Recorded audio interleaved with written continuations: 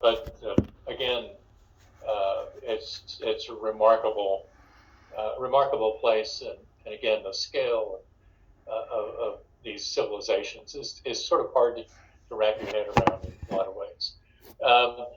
The major, again, the rivers play a big role here, especially the Huanghe or the Yellow River here, and then the Yangtze. The Yangtze River is actually the third longest river in the world, so it's a massively long river. But it's in the lower parts of these drainage basins here, and we've already talked about this for the importance in the development of agriculture in these lower part of these basins, is what's known as the northern Chinese plain, where we start to see this movement toward greater and greater social complexity. Just a very quick and brief sort of summary of the Bronze Age chronology. It's not until the Bronze Age that you start to see true civilization, state-level societies. The Qi, or known from the side of Erle Tu, dates back to about 2100 BC. The early dates are not as well established because the writing systems are not established by that stage. It goes to about 1700 or so BC. You then have Shang, which is the first true state-level civilized society, and Zhao, and then the spring and autumn periods, and the Warring States periods. Qin is important, and Han establishes is really the origin of the Chinese state as we know it, in terms of the ethnic composition, et cetera, et cetera. But the pattern here is one of unification and then division. So the spring and autumn periods, the Warring States periods, are periods when things kind of fall apart, and you have a lot of warfare. You have a lot of warfare during the unification periods too. It's not a peaceful warlike kind of period. It's whether you have strong leaders that unify these states, or whether there's competition. And so this idea of rights of cycling chieftainships is kind of applies here in a way, but on a larger scale. These are not small chieftainships. These are even there's during the Warring States period. These are states that break up, and there's an enormous amount of warfare, organized, very concerted warfare on a scale that you just haven't really seen. So you have these are known as dynasties. You have a series of unifying dynasties, usually through warfare, and then a period when they divide. You also have periods of invasion that we'll talk about. And one of the things that's important to remember that Chinese civilized society is a very strongly feudal kind of society, and this feudalism existed well into, some people would argue, to the early 1900s. Some people would argue they still exist today. With very strong social hierarchical divisions in them. And, the Chinese peasants are an enormously large class, and sometimes they're revolts, and sometimes they're pacification is not really the right word here, but kind of sometimes they follow their leaders, sometimes they don't. But and again, the scale is kind of hard to wrap your head around and pull this down. We're gonna start in the late Chinese Neolithic, in the Longshan period. We're going to talk about that, and the Longshan late Neolithic period occurs in these areas, and dates before the Qi at 2100, and goes on for about almost 1200 years. It's centered in the Huanghe, the Yellow River Basin, and what you start to see here is you start to see these Neolithic villages. We showed some of these where population concentrations begin to to amass, and they start to develop towns. We see a lot of warfare during this period. Warfare is a common kind of theme in Chinese society for a hell of a long time. We see bodies in wells, dumped in wells, scalping, and this kind of thing. We see the first rammed earth or hangtu structures being built.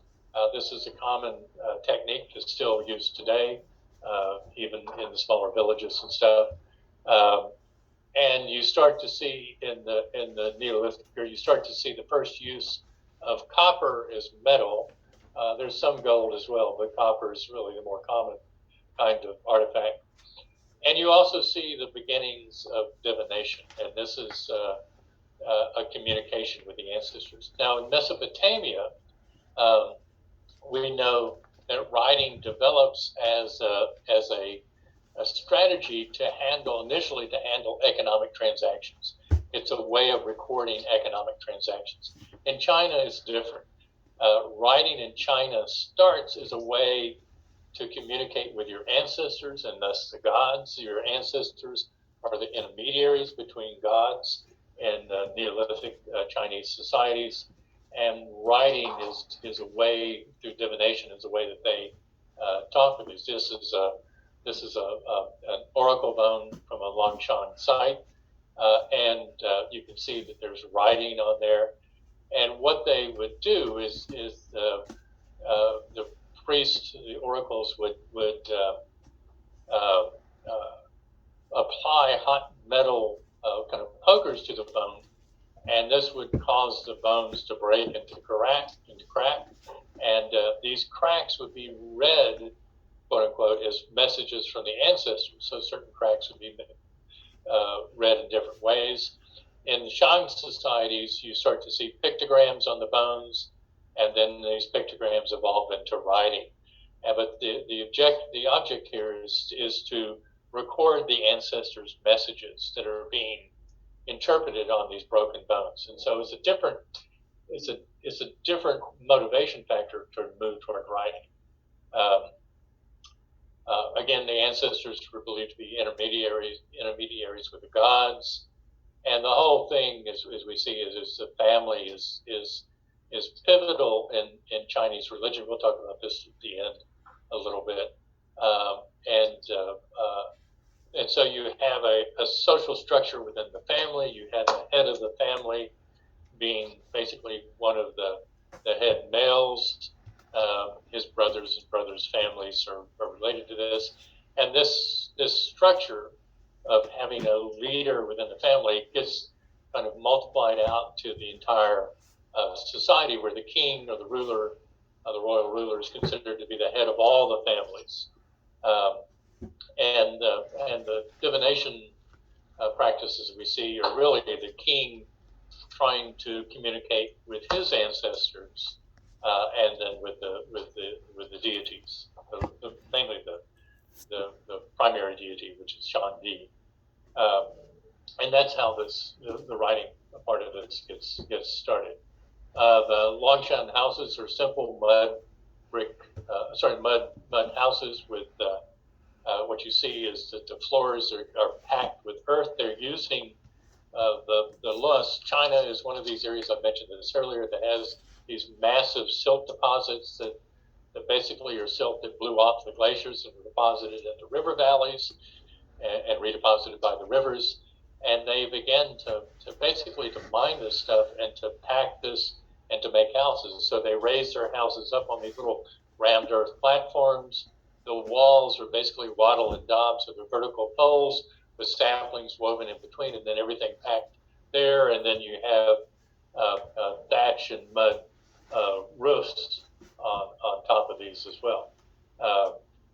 You start to see in the ceramic production really high quality ceramics being made with very, they're very symmetrical. The walls, they're still using a coil method here, but very systematically made, very well made, highly fired, very well painted, lots of design styles in there.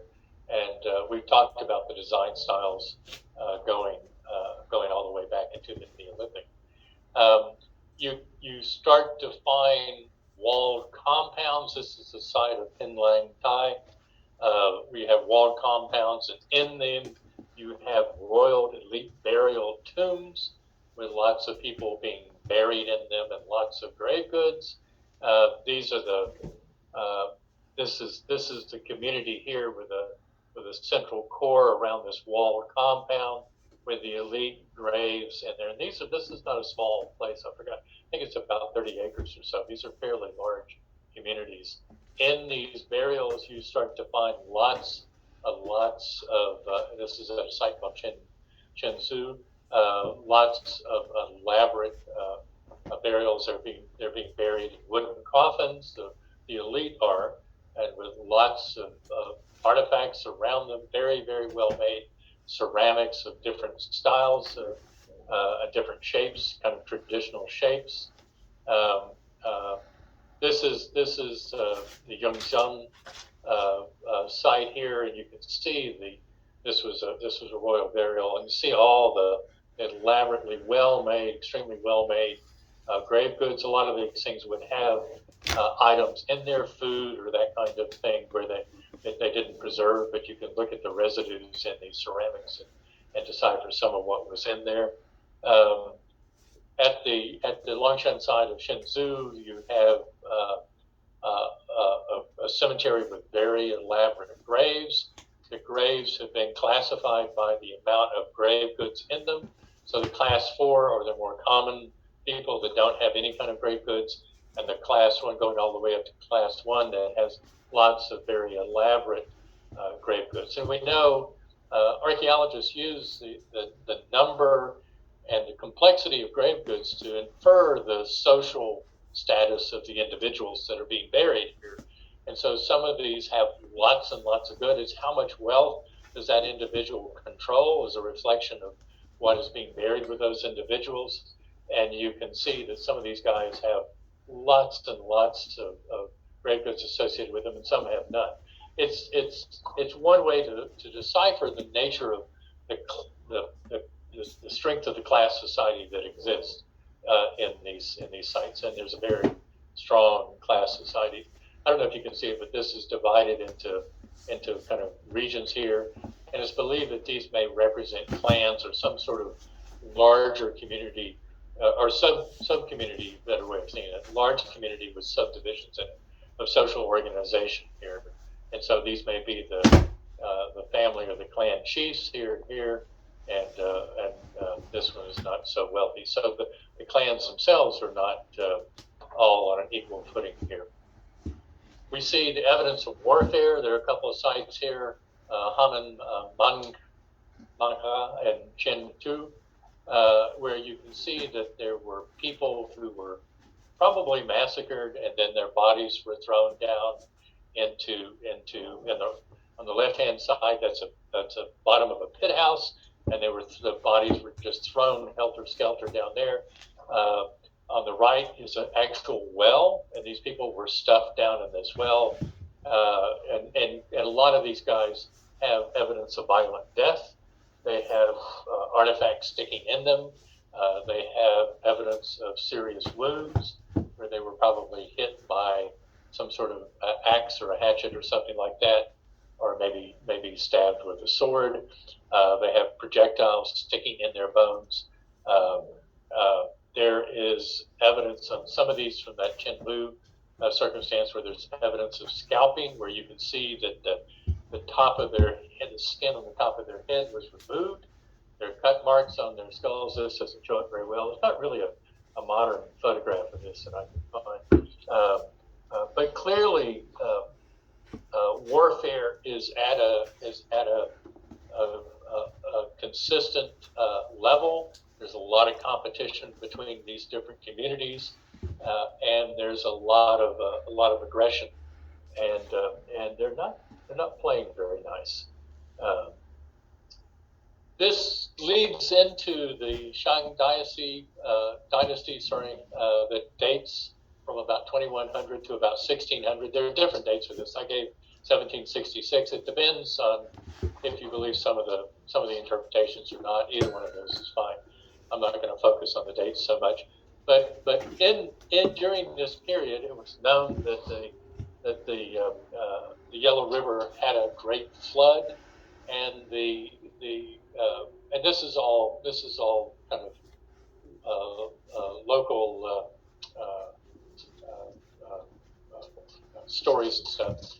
There was believed to be the first emperor of the Shang Dynasty was Yu the Great, and if this is correct, and there's some debate about that, then he established the oldest dynasty, true dynasty, and thus state-level society in China.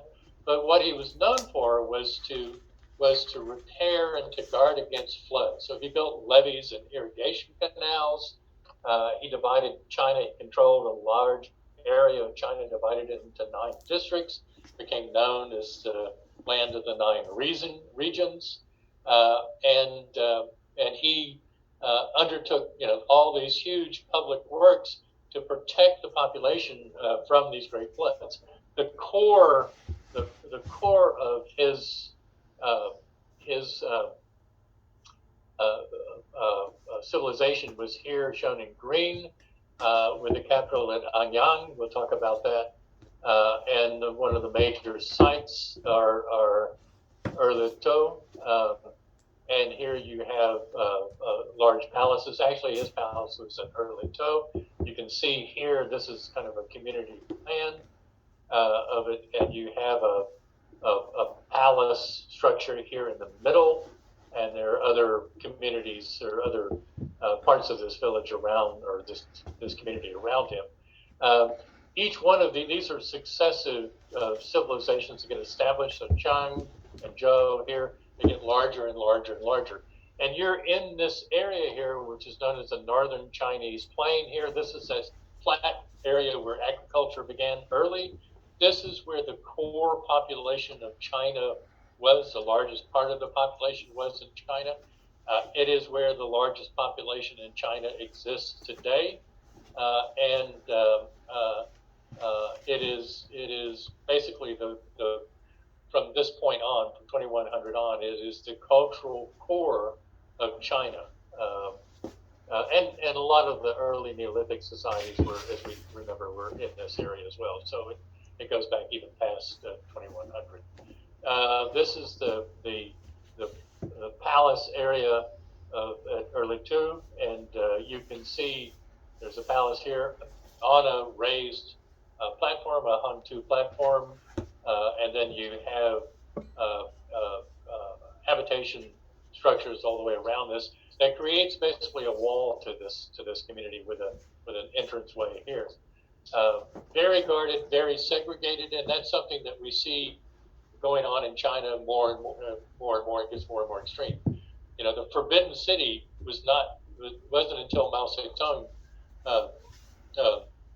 took over in '49 that commoners were allowed in the Forbidden City. I mean, if you were a commoner during the last dynasty and went into Forbidden City, you'd be killed. I mean, it was very strictly controlled. What we see at about 1600, and there's debates, 1700, 1600, thereabouts, as you began to see the first, was considered to be the first civilization, Chang. This is when they shift over to making bronze artifacts, and you have these very elaborately made bronze artifacts of different deities and creatures and characters within their society. These developed from Longshan. If Qi was actually a valid period, and there's a lot of debates about that. Then that was intermediate there, but there's a lot of debate about when the Shang civilization was established, before we had clear writing here. But certainly by 1766, and I've got 1600 there. There's conflicting information, but say by 1766, you have Shang civilizations being established. And one of the things that it represents is we can see it's a dramatic increase and wealth and complexity of these societies. Okay, so the Shang kingdom here, the capital is at Anyang, and these pink areas here are where we see large urban communities or near urban communities existing here. You get further out and you have other kinds of things. You go out and the Tibetan plateau is still mostly hunters and gatherers, some small amount of farming at this stage.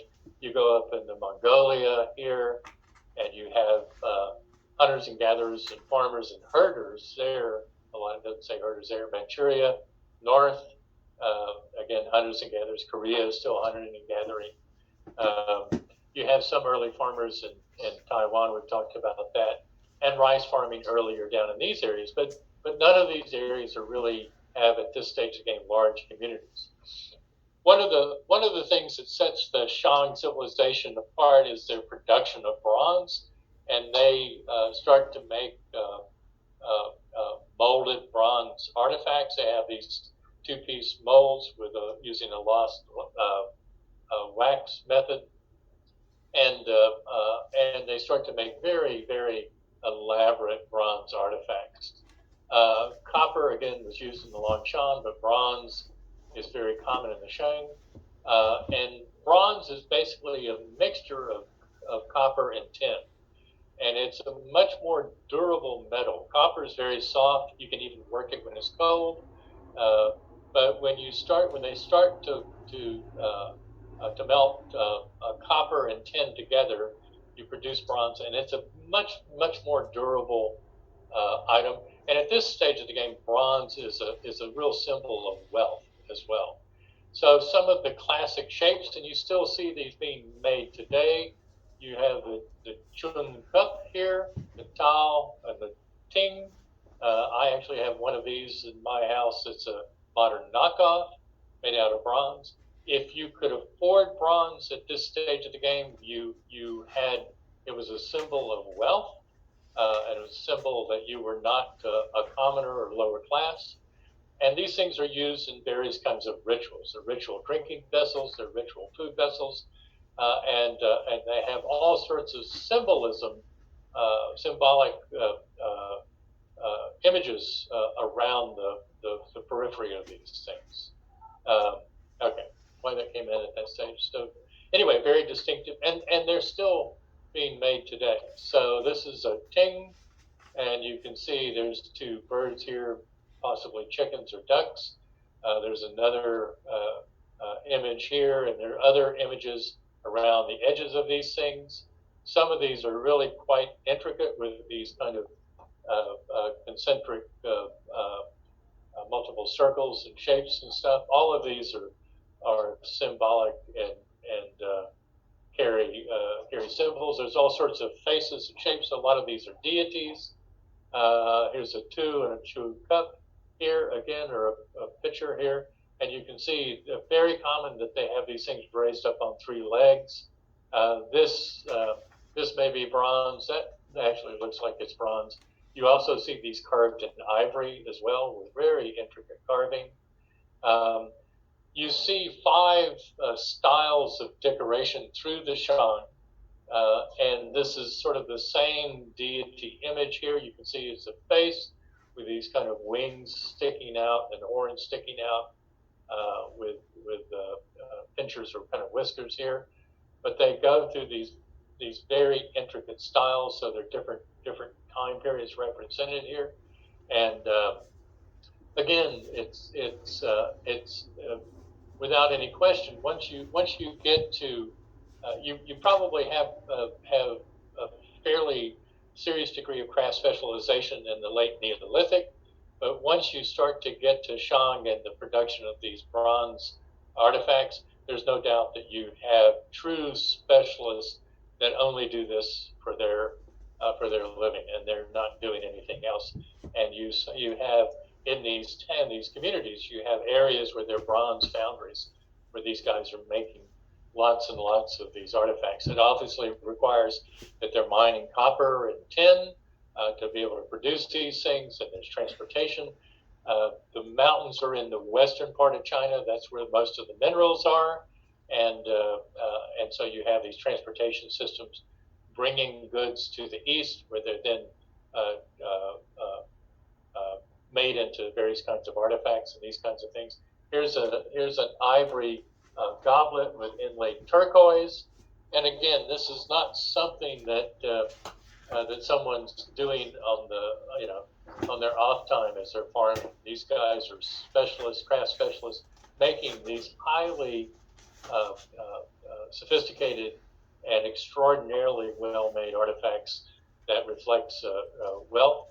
You also see in Shang Civilization, you start to see writing styles here. Here's a turtle shell with writing along the side of it, and again, it's pictographic, which then changes in shape. This is the bottom of the turtle. You can see how polished it is. It's been handled over generations and generations, and it is this writing that begins to be used for communicating with the ancestors.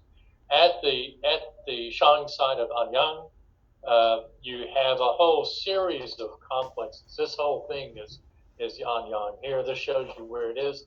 It's really sort of at the base of the mountains here. So it has access to minerals up in the mountains, and then lots of agricultural produce here. And this is the northern Chinese plain here.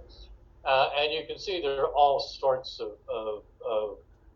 communities here. One of the things that you see is there are major cemeteries at various locations, and these cemeteries represent the royal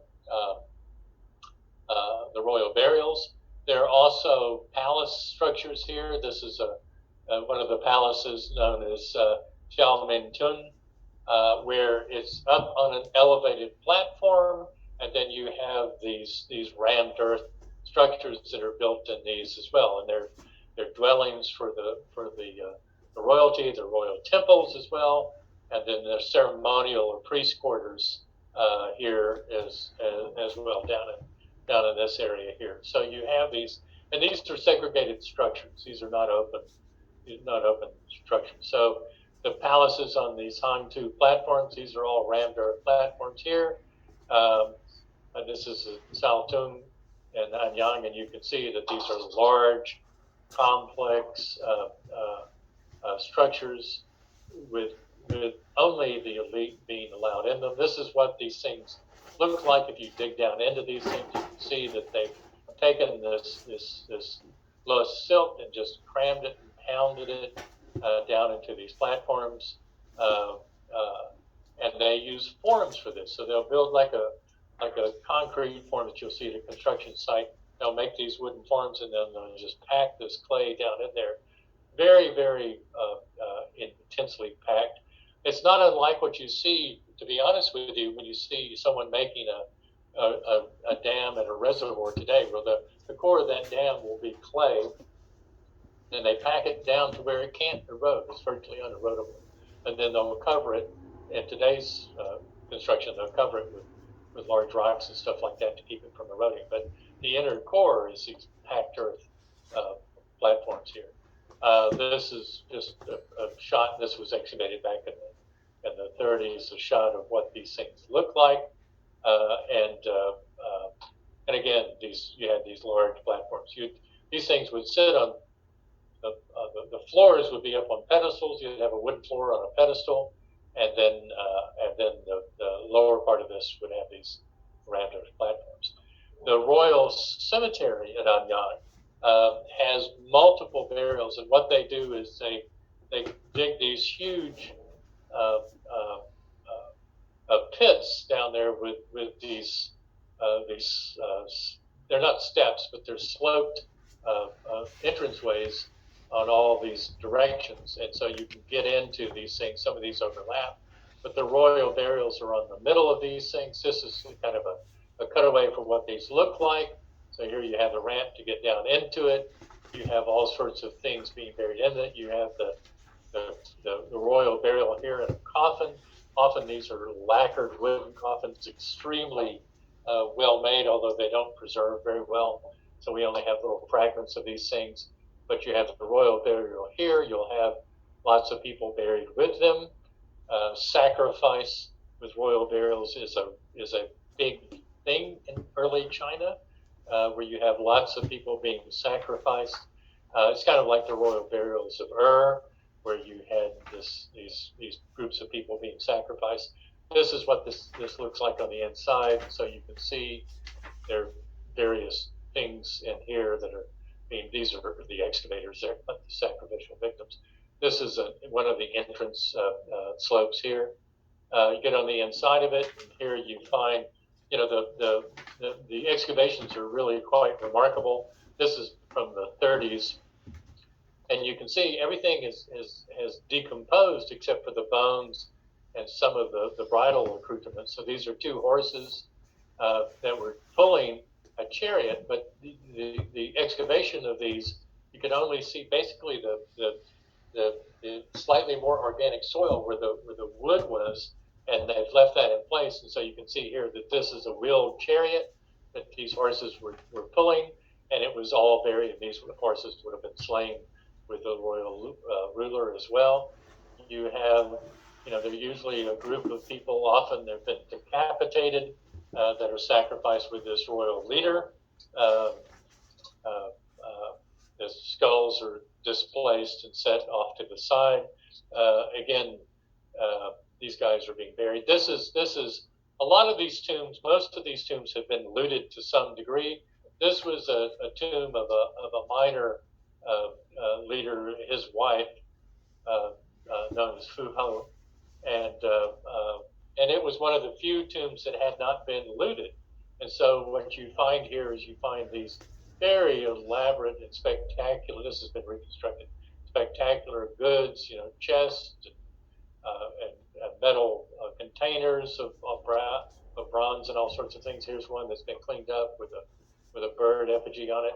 And then you have here on these ledges here, you have bodies of humans that were sacrificed with them. But in this, this was not a major individual, but in this were 755 jade objects, 564 carved bone, 468 bronze, 63 stone, 11 ceramics, 5 ivory, and 6,900 cowrie shell objects, probably parts of beads, 16 sacrificed humans, 6 sacrificed dogs, the royal corpse laid here in this lacquered wooden coffin. She's all decomposed, the wooden coffin's decomposed. The lacquer, it was a red lacquer, it survived just as a stain in the soil. But you see the amount of wealth that's buried with this individual. This is not a commoner, okay? Commoners get buried with nothing in a little side grave here. These individuals would have been the people that attended to her during her lifetime, and when she died, they were expected to be sacrificed with her. These are not these. It's hard to know if these people went willingly, but they knew that when she died, they would die along with her for sure. When you look at sort of the core part of one of the enclosed communities here, a place called Anqin Wang. Here, the yellow are the bronze foundries that exist. The orange is a bone workshop here. The red are the cemeteries, and then the green is a pottery kiln here.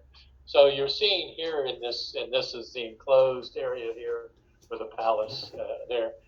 You're seeing basically an entire community and organization, and the goods that are being produced for these guys are not normal everyday working goods. These are not plows and stuff that's going out to farmers. These are those elaborate artifacts that are being constructed on the location for the wealth, to mark the wealth of these individuals. This is going a little bit later in time. This is Qin, and I'm jumping over. We'll look at some of the chronology for this, but you can see the size of this royal tomb here. It's really quite spectacular with the amount of goods that are being buried. One of the things that happened in the Qin period is that they began to make ceramic individuals, armies, and other people who themselves, the ceramics, were sacrificed. Because up until this point, when the main ruler would die in these civilizations, the army would be sacrificed along with the ruler, and so the new ruler would show up, and he's got to create a whole new army, which is not a very efficient way of doing it, especially if you have a revolution or a revolt on your hands. So during the Qin civilization, what they began to do is they would make these symbolic armies out of clay, and those are the guys that would be buried. But you can get an idea of the size of this royal tomb. This is all inside of the royal tomb. And the ceramic armies are just stunning. There have been a couple of museum exhibits come over from China that have these in there. There was one that went to Fort Worth in the 80s. And it was the first time that these things had been discovered. And these are just remarkable. So it tells you the scope and the scale of these royal tombs. And these are just massive amounts of material being buried with them. And these things are in these oak, wooden chambered areas. The wood is decomposed, and these things have collapsed, sometimes breaking them, sometimes not. But you have these massive amounts of material being buried. Now here's one here with still some paint on them. These would have been painted. These are full-size human-scale ceramic replicas, and remarkable detail, remarkable facial detail. They're doing various things. This guy would have been holding probably a flag or a spear or something like that. Really quite, this is the backside of them, really quite stunning. This is another one here that, another individual, I don't know if he's an army individual or not, well, it's this army. Another individual here, incredible attention to detail. You think back to the Upper Paleolithic Venus figurines where almost none of the facial features are shown in any kind of detail. These guys are showing the way the hair is braided and the little head knot on the top here as well, the clothing, lots and lots of tombs. One of the things, and I don't know if I mentioned it here, but maybe I have it later, but all of these figures, the facial figures differ from each one of these. It's almost like they modeled them on individuals and then created these facial features. They're not knockoffs. They're not making these the facial features in molds and stuff. They're molding each one of these as a different individual, and there are thousands of these in these tombs. The amount of labor and the effort is unfathomable in a lot of ways.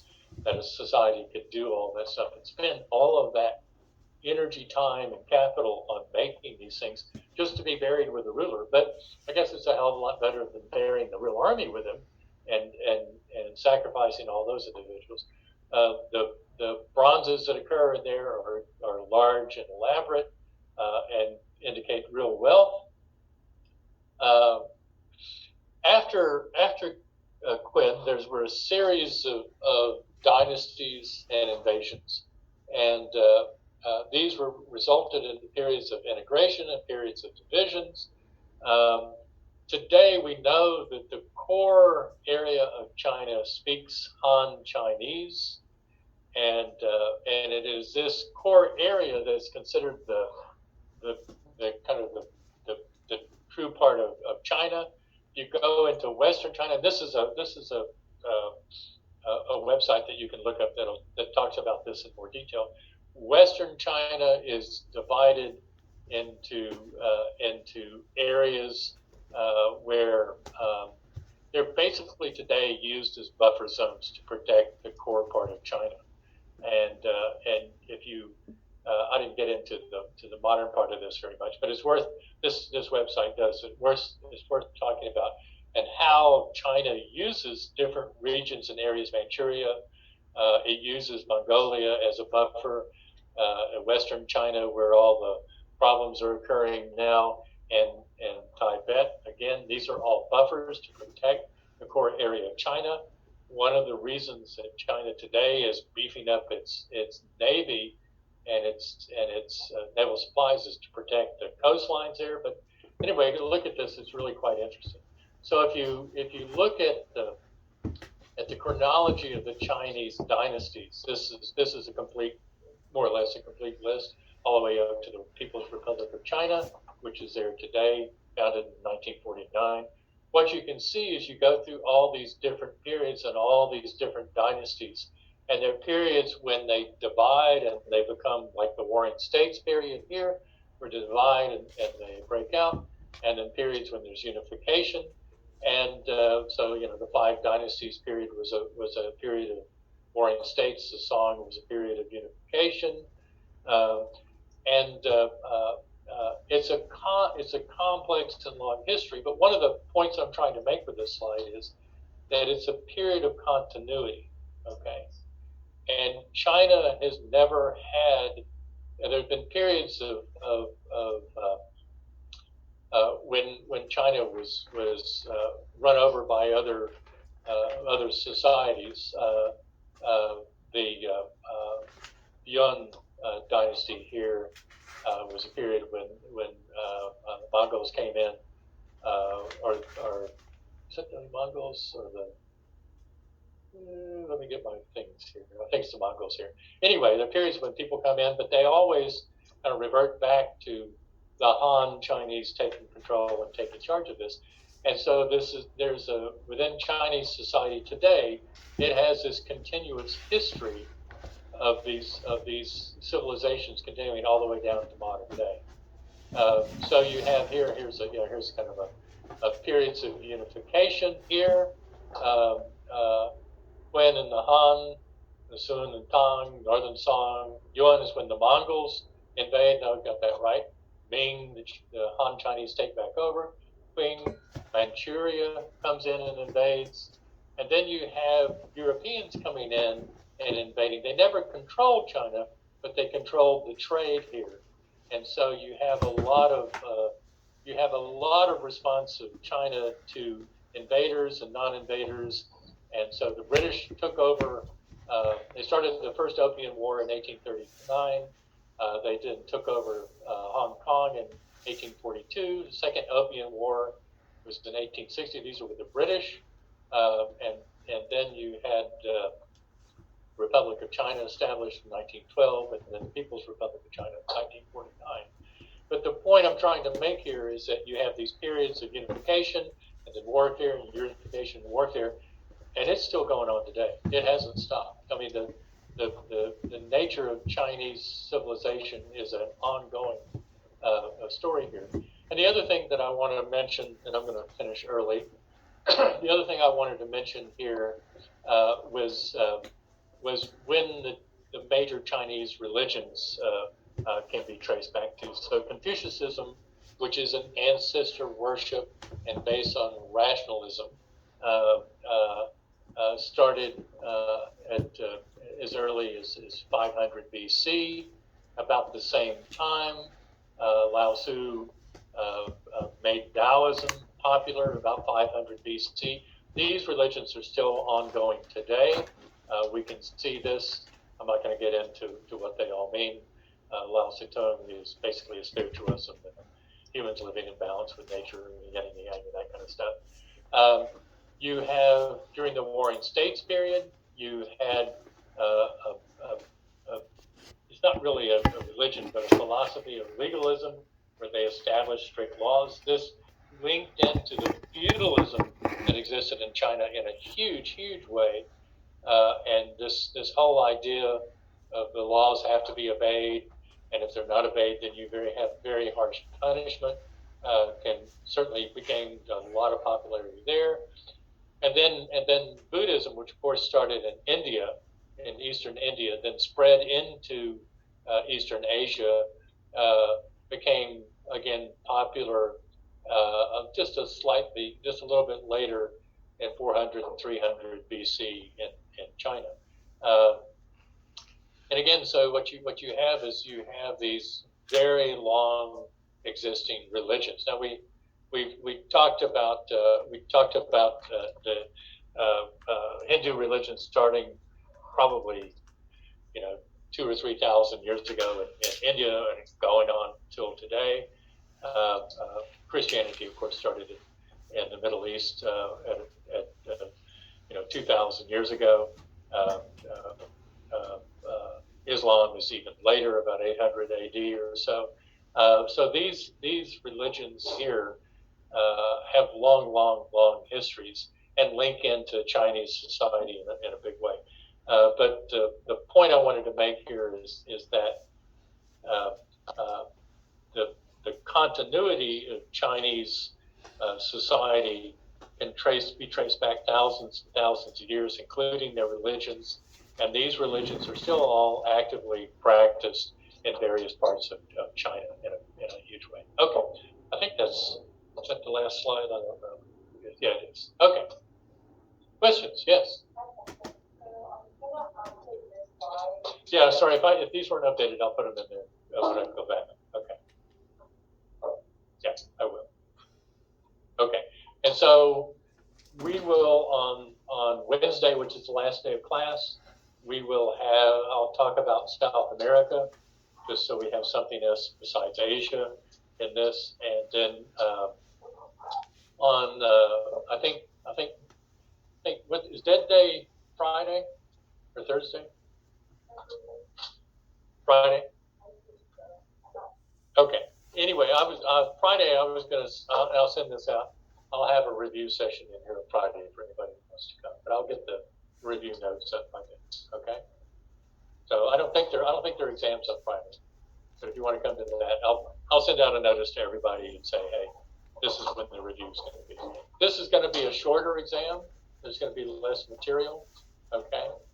And it's a little more current to what's going on today. So hopefully it'll be easier for them. Okay. Cheers. Everybody have a good day.